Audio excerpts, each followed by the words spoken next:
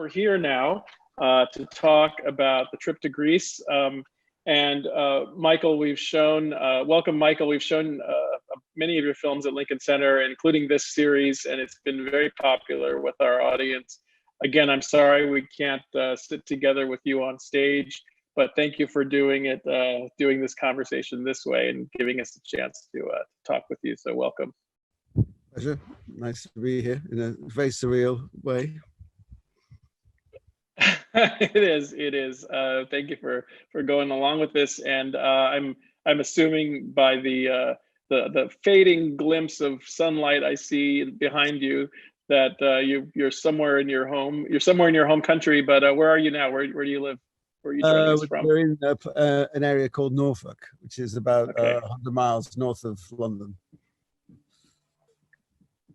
Very good. How is before we talk about the movie? How's your last couple of months been? Have you been able to spend most of that time there in Norfolk, or have you been anywhere else? Been in lockdown here, so it's a little place we have, and it's been good actually. To be honest, it's been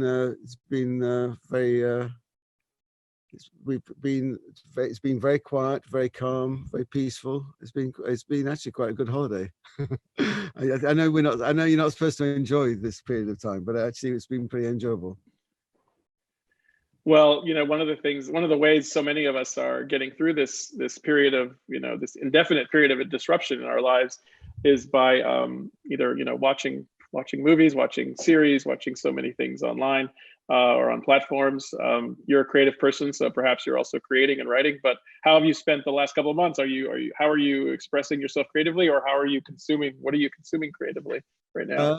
Not much in either way, to be honest. It's like, I planned to have a kind of sabbatical. So I've been working for quite a long time and thought I'd take a sort of 6-month break to think about like how we're working and how to enjoy it and whether there's a kind of better way of working. So the only thing I've really been doing is that sabbatical started about 2 weeks before lockdown. So my sabbatical and lockdown have been kind of absolutely sort of in synchronized together. So the only thing I've really been doing is I've been sort of talking to a bunch of directors, sort of British directors, I've done about 15 kind of conversations, just talking to them about the way they work, so in the hope that I might learn from them how to better work myself.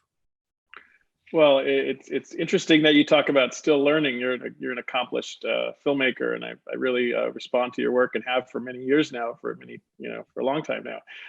What are you taking from those conversations? What are you looking to learn still as a filmmaker, or what are you learning as a filmmaker? Well, right now? To be honest, it's like this. It was like sort of having partly the specific area, I guess, it's not really about the content of films or the style of the films. It's about how to get films made, the way in which films get made. And it's sort of like thinking about the way I about 25 years ago, I started a company with a producer, Andrew Eaton, called Revolution Films. And so we've had that kind of space really. The idea was it provided a space for us to make the films we wanted to do, to develop the films we wanted to make, to try and have a way of doing what we want to do. And which has worked pretty well over the last 25 years, but it kind of felt like, the environment is quite harsh, it's quite a difficult environment. So I was kind of thinking about talking to other directors, and then looking at the directors whose work I like, it actually, sort of felt to me that what was interesting and not necessarily a good thing, well, definitely not a good thing, was that a lot of the directors I like actually had only made 1 or 2 or 3 or 4 British films. It's sort of, in a way, the directors are kind of in the broader sense like independent filmmakers, and obviously a lot of them have like gone on to do films in America, or they've gone on, they've got other careers in the theatre, or they've done films for television. They've done other work, but it seemed to me it was interesting and a bad thing for cinema here in Britain that so many of the people that I really admire have actually only done a handful of films. But the very first thing I ever directed was a documentary on Ingmar Bergman. And he made like 50 films as well as a massive career in the theatre. And it kind of felt like that there was a sort of weird pattern among British independent filmmakers of not doing very much. And so it's really been a kind of series of conversations about the landscape of Britihave cinema in the 21st century, the last 20 years, and like why perhaps so many directors who have had great success, and sort of very much the kind of the filmmakers you'd think of as the sort of leading filmmakers here, haven't really made that many films here. So the idea is it'll be a book. I'm going to do a book around that idea. Oh, wow. a book looking at the work and looking at the Not the work, evolution. not looking at work. I'm not. It's like I think so. I'm not interested in talking about the work, but more the process of getting work done. So it's more about Right. the environment of making a film, and so the idea is kind of really that there's so many film practices that if you imagine that all those directors have made a film a year, like people just regularly used to make in the 60s or 70s, 80s, or even a film in 2 years. Then those 15 directors, there'd probably be another 200 films they could have made, as opposed to the 50 films or 60 they have made. And so it's like about the films that don't get made as well as the films that do get made. It's like the idea is it's like sort of dark matter in the universe, that there's a lot more dark matter than the stuff we actually see out there in the universe. There's a lot more unmade films in Britain than there are made films. Are you well, I want to talk to you about this film in just a moment, but one more question on this topic. Are you hopeful that the tide might turn, or what are the obstacles to turning that tide? Well, that's exactly what the conversation has been about. One of the reasons, and as I say, for a lot of directors individually, like in their particular career, it's not like they've had a terrible, unhappy career, that they have this sort of melancholy of not making films. They've done the films they want to do, and but nevertheless, there's a pattern. It's kind of interesting that there's that people like Lynn Ramsey or Andrea Arnold, or it's like Steve McQueen, whatever. They're people with a lot of success, but have only done 1 or 2 or 3 films in Britain in their whole career. And so it's like, think of all the other films they could have made here. So obviously, Steve McQueen went off to America, Lynn Ramsey went off to America to do 2 films, Andrea Arnold 1. So there's everyone has the Jonathan Glazer. There's a whole range of great people. So they're the sort of people I'm talking to, but people I really admire. And just kind of wondering, trying to tease out what are the reasons why there are so many filmmakers who, maybe coincidentally, but so many filmmakers who just don't really have, haven't really made that many films yet, having had a lot of success with the films they have made. I would love to continue on that thread.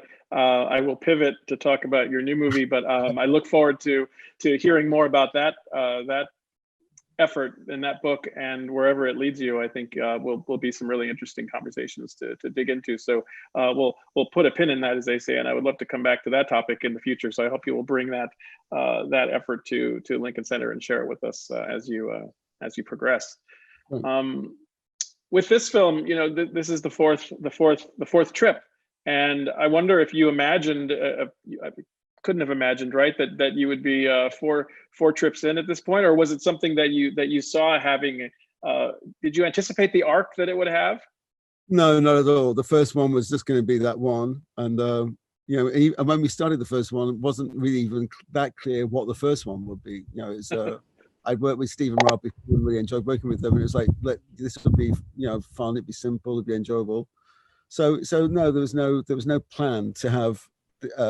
To do it again, and after the second, there was no plan to do a third. After the third, there was no plan to do a fourth. But this is definitely the last one. Are you sure? You're saying that now, but yeah, no. Before we made this, thinking about like, did I want to make another one? It kind of felt like actually, I've been going to Greece for other reasons a little bit, and I kind of felt like, well, Greece would be a great place to make a film. It'd be a very enjoyable place to go, to travel around, but obviously a huge amount of history and culture and stuff you could talk about. But kind of from the very beginning of thinking like, well, perhaps we do a trip to Greece, it was the idea of we could use the Odyssey as a sort of framework. So you could start in Troy, end in Ithaca.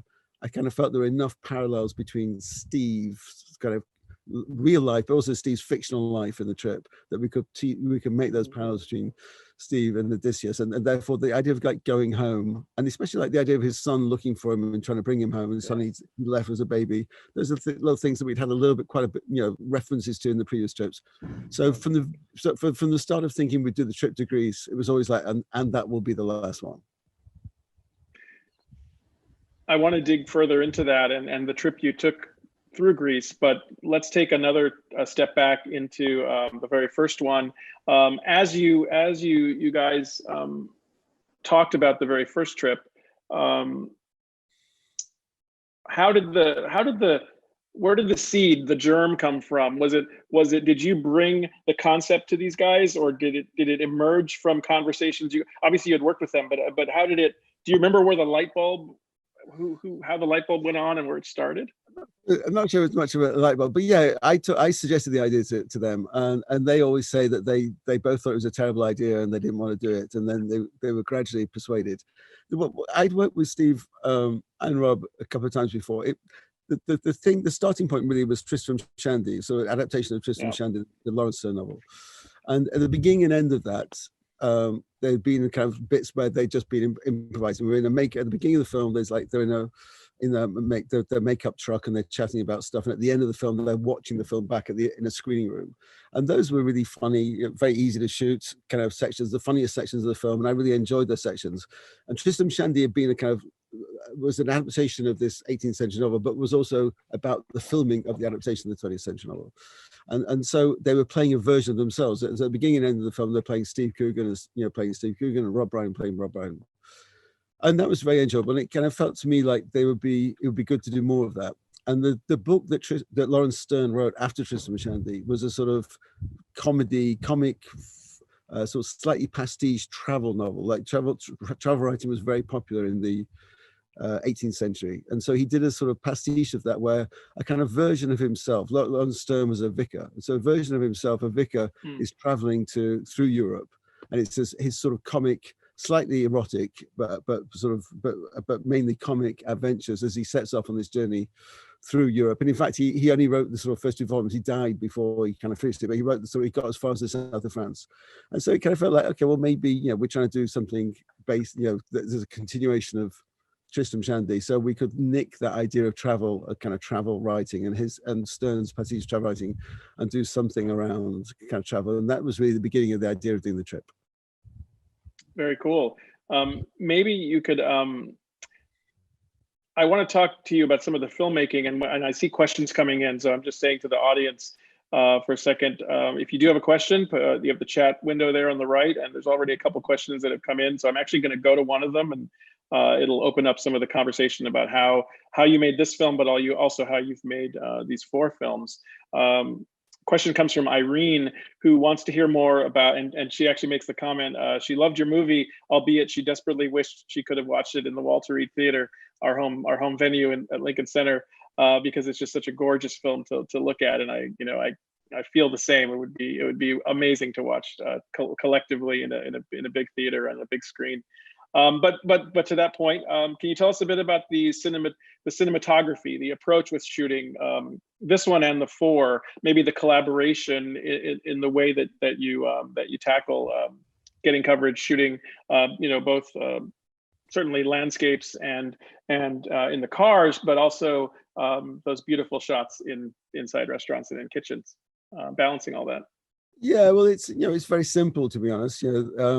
Most of the look of the film is from the landscape or from the places where we are. So most of the decisions are made in the research. So we spend quite a lot of time traveling around, trying to decide the route, trying to decide the places we want to go from a visual point of view, from a point of view of the food, but also from the point of view of the history or culture that area has, which are sort of starting points for Steve and Rob to kind of to sort of branch off on and try and find areas that are funny. So sort of, it's really pretty basic and pretty simple. I go to places I like, and then if we can string them together in the journey, we then sort of try and persuade the restaurant owners to let us film there, and we sort of look around for the kind of the sort of connections we can make between Steve and Rob and that place. So visually, it's 3 cameras, because obviously it's all improvised. So you need to have quite a lot of coverage. I'd say the only kind of thing at all that could remotely be regarded as kind of a sort of style is that for me, what's quite funny with Steve and Rob is that they are very, they have this rivalry, but they're very sort of locked into their own lives. They're very focused on themselves, and so they can be in a great restaurant with great food, and there's like a team of people slaving away in the kitchen, but they don't really care about it. They're not really aware of that. They just concentrate on their own life. Or you have a fantastic, massive landscape. Obviously in Greece, you have great landscapes, but in all the places we've been, these huge landscapes, but they're in their tiny little bubble. It always seems to me quite funny that wherever we take them, you can be the most magnificent place, but they're really just concentrating on each other and their careers and their lives and their squabbles and their rivalries. So there's a sort of attempt to try and sort of cut between these big sort of spaces, this kind of sense of the grandeur of the world or the place they're in or whatever, or the hard work in the kitchen, and then Steve and Rob just chuntering away to each other about their own personal kind of obsessions. Well, and certainly that's interesting to hear, because then certainly as the filmmaker, you're seeing the macro, you're seeing the big world, you're seeing the route that you're going to travel, and where you want to go, both literally and figuratively. They're honed in on their relationship with each other, as you're saying, their conversation.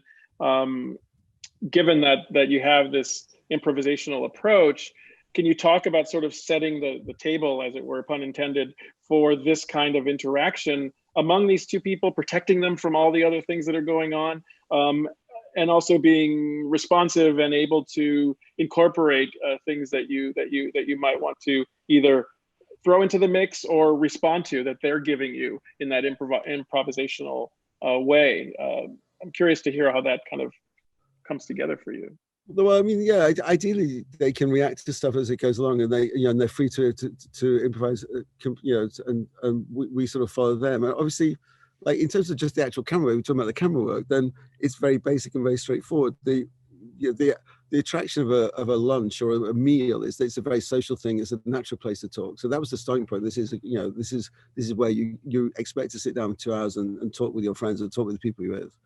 But obviously, it has the other advantage from my point of view, which is that it's quite static, So it's very, so we obviously have to cover both of them at the same time. We usually have 3 cameras, and the same in the car in a way. Like again, the car is, you're locked into your seats, so you're used to the idea that you're going to travel for an hour or 2 hours, and so in most of the dialogue, most of the complicated dialogue which they're improvising, they're really in a very kind of static, relationship to each other, which means it's very easy for us to cover it. So, and therefore what we do is we shoot the meal.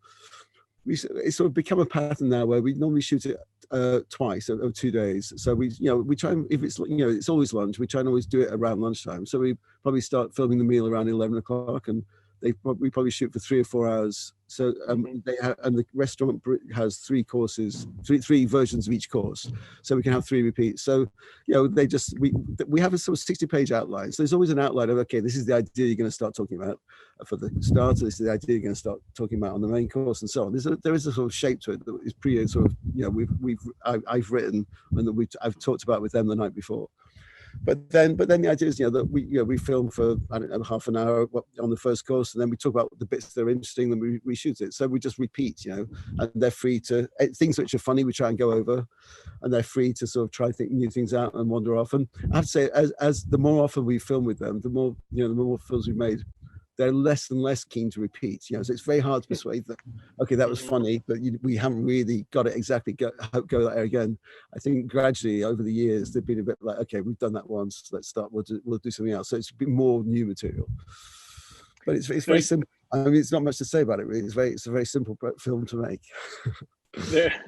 Well, I appreciate your saying that, but as an audience member, there's a tremendous, there's a really meaningful and heartfelt and thoughtful nuance to the arc when you think about the 4 films together and the road that we've traveled with these 2 people over these 4 trips.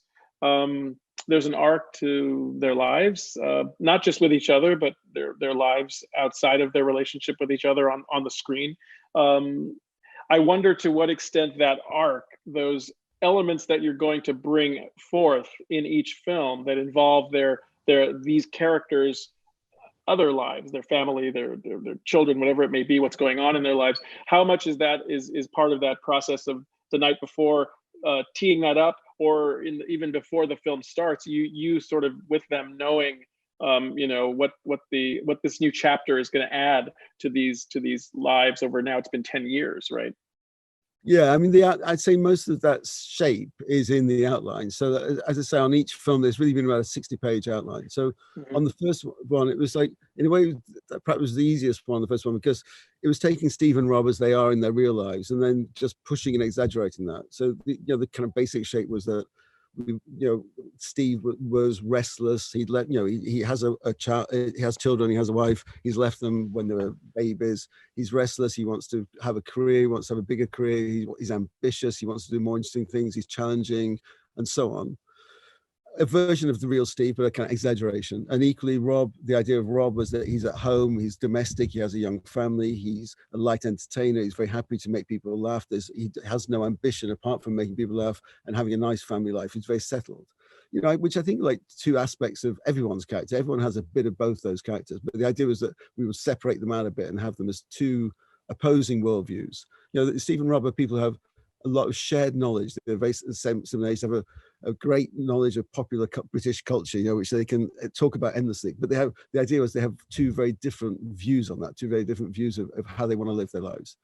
And so, and at the end, you know, from in the very beginning of the idea, the end of it is having been on this trip together, which they're sort of thrown together in the first one. That Rob goes back home to his family and he's like, thank God I'm back home with my wife and child, and Steve's left in his flat, his lonely flat by himself, you know, and sort of and feeling sort of, you know, you'd have a sense that despite all the success, there's a kind of loneliness in being that kind of person. And so then, you know, so each film since then has been sort of to try and find some ways of progressing that. And on this one, the trip to Greece, the last one, before, what happened was that sort of when thinking about doing the trip to Greece and it being the last one, that we used the Odyssey as a starting point, as I said, but then we also thought about the Aeneid as well, because the Aeneid is a sort of, as it references in the trip, the Aeneid is a kind of rewrite of the Odyssey, kind of based on the journey going from Troy and ending up in the founding of Rome. And a central element of the Aeneid is the death of the father. He leaves with his father as well as his wife and child. He loses the wife, leaving Troy. And so it's about the father, which the Odyssey is not so much about.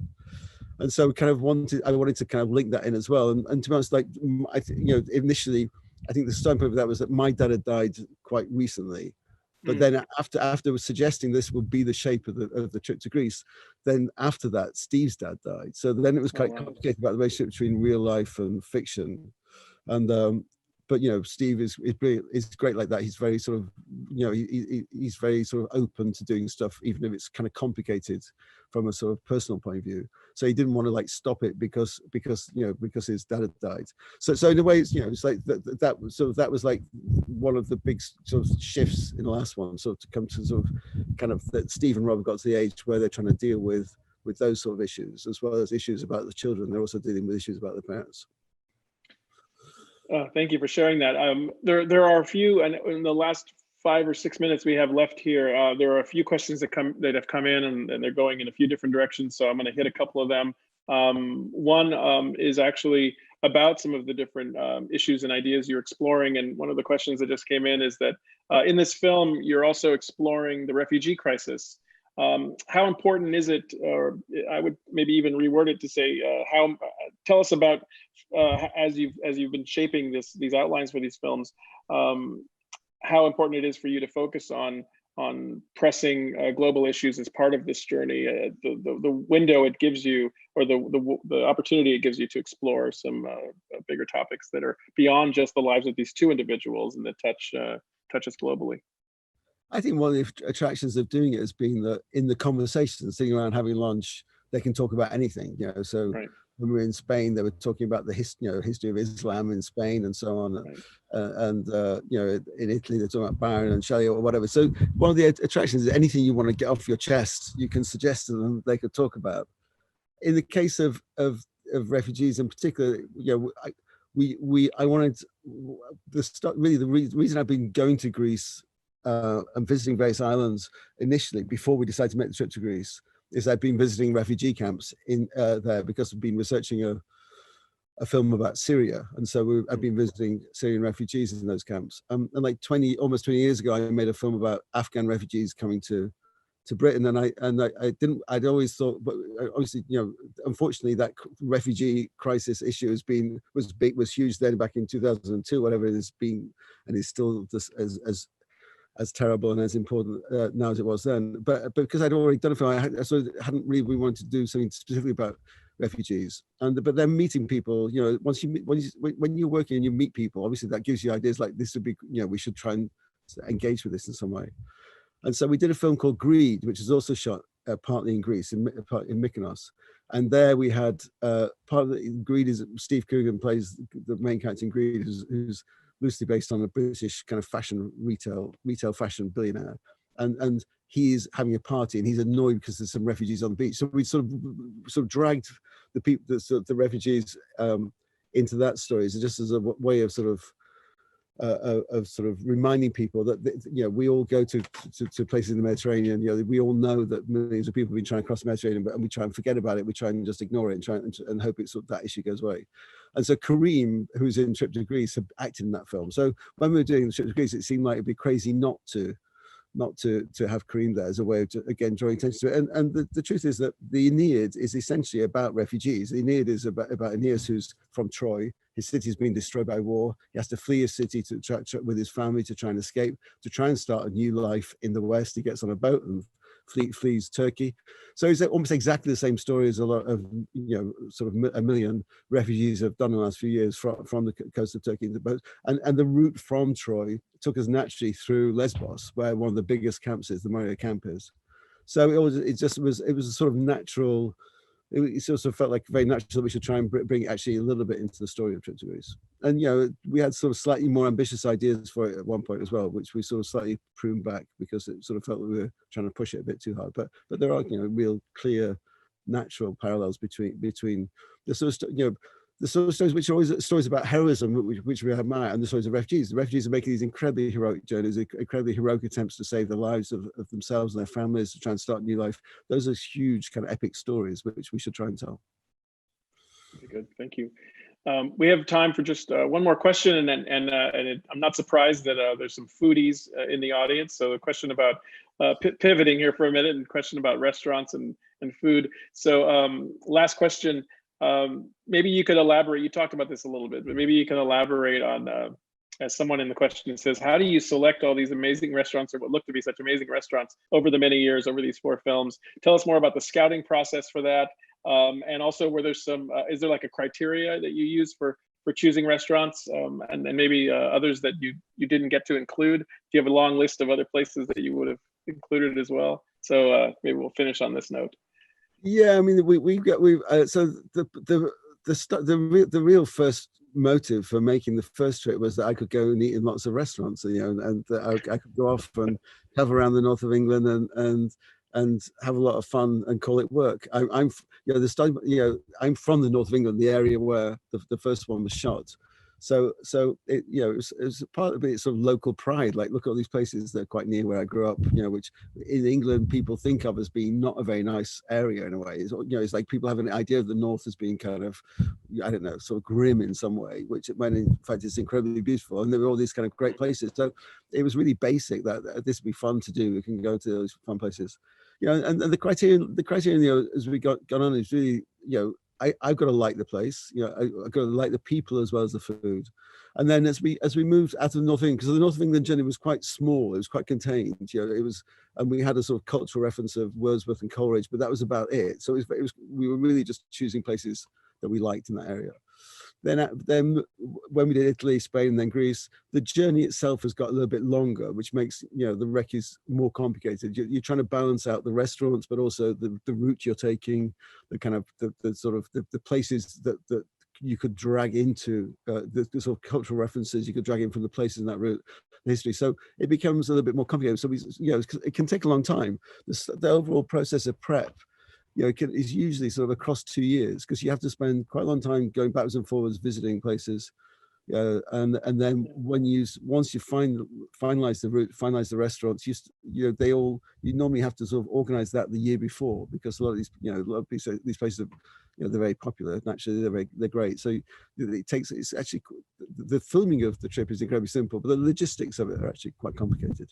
But are there lots of other great places? Of course there are. There are lots of brilliant places, you know, and you know, in Greece, you know, in terms of the actual kind of the landscape and so on, it's amazing. It's a fantastic country, and there are loads of places that we didn't have a chance to visit, and there are loads of places that we did visit which we'd have loved to have in the film that we couldn't put in.